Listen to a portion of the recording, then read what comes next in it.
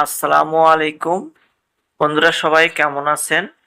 আজ আপনাদের সামনে হাজির হয়েছি বায়োফার্মা লিমিটেডের একটি ঔষধ ডক্সিফ্লো 200 mg ট্যাবলেটের রিভিউ নিয়ে।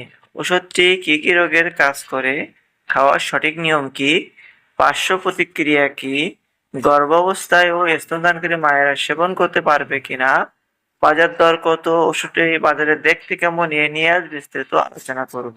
চলুন শুরু করি।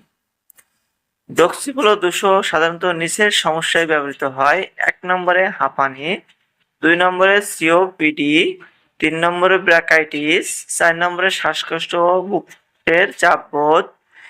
এটি শ্বাসনালী প্রশস্ত করে, শ্বাসনালীর মাংসপেশি শিথিল করে, প্রদাহ কমাতে সাহায্য করে। ফলে কাশি, শ্বাসকষ্ট, হাঁপানির উপসর্গ কমে, ফলে সহজে শ্বাস নেওয়া যায়, দমের কষ্ট কমে যায়। ভিউয়ার্স, কখন ওষুধটি সেবন করবেন, কিভাবে সেবন করবেন?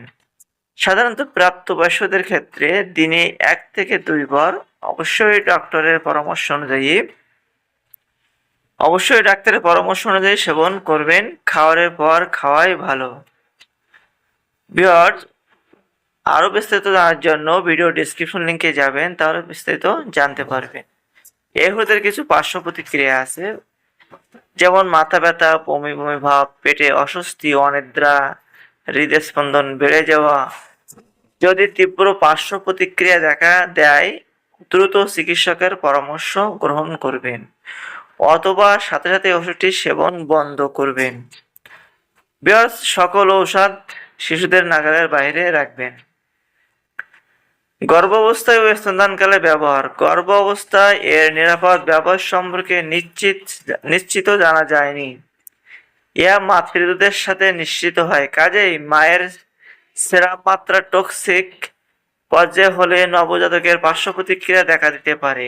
এবং 2026 সালে প্রতি পিস ঔষধের দাম 6 টাকা। দেখতেই পাচ্ছেন, সেম ডিজাইনের ওষুধটি বাজারে পেয়ে যাবেন। যদি ভিডিওটি ভালো লেগে থাকে বেশি বেশি করে শেয়ার করবেন, চ্যানেলটিকে সাবস্ক্রাইব করবেন, কমেন্ট করবেন, লাইক করবেন।